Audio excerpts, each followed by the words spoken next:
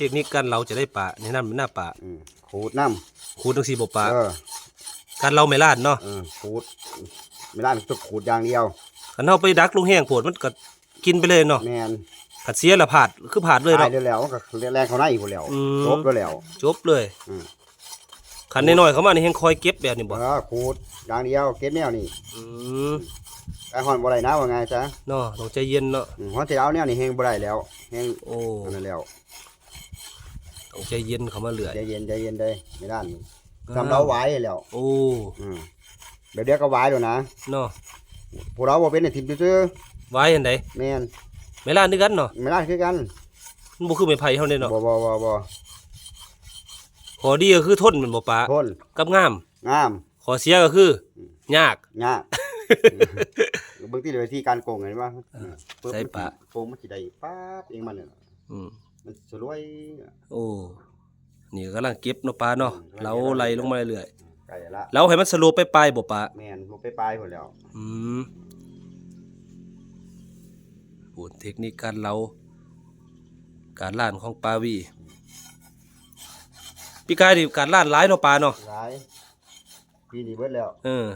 ปลาวีเราปล่อยการล่านพี่กายนี่ห่วย10-20ดวงผู้ใดเราปล่อยออกไปไผก็จะได้บ่าวแซมเนาะบ่าวแซมมันไปจะได้ปลายังอยู่บ่ยังอยู่โอ้คนก็วนสื่อหลายเนาะปลาเนาะแต่ว่าหากปลาเราบ่ได้ขายแล้วว่าเราสิเอาไปให้มันได้กินแซม3 ปีสอนแล้วว่ะตัวนี้ขนาดเท่าใดปลานี่180เซน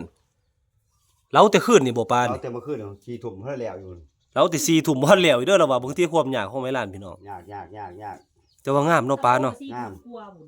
โอ้ยเรื่องงามบ่ต้องห่วงจะเป็นสีขาวตัวเรื่องมากกันเรื่องยากกันบ่ต้องห่วงเรื่องยากก็ยากเนาะปลาเนาะก็สิได้โอ้ยบางที1.80พี่น้องปูนลำบากเราอยากเนาะปลาแต่ว่างามมันมุ้ยปูดเนาะมุ้ยปูดงามจะมันทนมันเหนียวขอดีของไม้ล้านเป็นจะได้ปลามันเหนียวดีเหนียวทนก็ไม้ไผ่นี่ไม้ไผ่สิฮักไว้กว่าเนาะโอ้ยไม้ไผ่มันสิใหญ่ยุ่งมากหาได้แล้วหมอนยุ่งมากเต็มดองเฉยโอ้คนดีของมันอยู่หมู่หันขอดีไม้ล้านคือฮักยากแล้วก็งามกว่าเนาะปลาเวลาไปติดผ้าติดกระดาษเข้าไปมันก็สิเนียนพรมุ้ยปูดเนาะปลาเนาะมุ้ยตามุ้ยปูดมุ้ยคอปลาเรากำลังเหลื่อมไล่เก็บงานพี่น้องเหลาหมั่งแต่เสาแต่คืนพุ่นเนาะปลาเนาะแต่คืนพุ่น2 กงน่ะแบบงามเลยปลาไม้ล้านลูกค้าเพิ่นสั่งไม้ล้านเนาะปลาเนาะสั่งไม้ล้านโอ้ยเนี่ยมันยากนี่ล่ะไปเรื่อยๆเนาะปลาเนาะผมอุ้ยความยาวผมไม้ล้านเรามีเทคนิคการเล้าอยู่บ่ปลาเล้าไม้ล้านเราน้ำขูดน้ำนี่นะไปตลาดตับพื้นมาอีกโอ้พื้นบ่ได้บ่ปลาโอ้ยพื้นแบบสีก็แล้วโอ้เฮาต้องคอยแม่นฮ้อนที่ใดเนี่ยนี่แห้งละเอียดแห้งนี่โอ้นี่ฮ้อนที่ใดเนี่ยนี่แห้งละเอียดแห้งแล้วนี่เพราะว่าเริ่มน้อยเข้ามาเรื่อยแหละเริ่มน้อยมาเรื่อยแห้งละเอียดแล้วแห้งที่แรกสิเป็นท่อนบ่ปลาเป็นท่อนเฮาว่าพาเอาบ่แม่นโอ้บ่เทื่อเราแหละกระดาษทรายเนาะปลาเมื่อคืนนี่ปลาปล่อยเบาได้เสยบ่ลมบ่มีน่ะโอ้เบิดลมแล้วสอดแจ้งเสยบ่ปลาสอดแจ้งเสยตอนนี้ก็ถาลมเนาะปลาบางทีลมก็บ่มีเนาะลมก็เงียบเบิ่งลั่นเวปลาวีแล้วพุ่น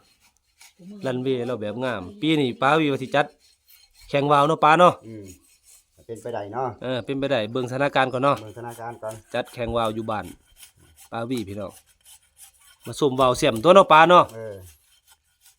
มาเบิ่งไผสิลมเสียมได้เนาะปลาเนาะเสียม2 ปีสอนปั้นนี่ถ้ามีโอกาสบอกอีกทีนึงเนาะมีโอกาสสิแจ้งเนาะสิแจ้งอีกทีนึงตอนนี้ก็รอเบิ่งสถานการณ์ก่อนเนาะเบิ่งสถานการณ์ก่อนเก็บงามเลยปลา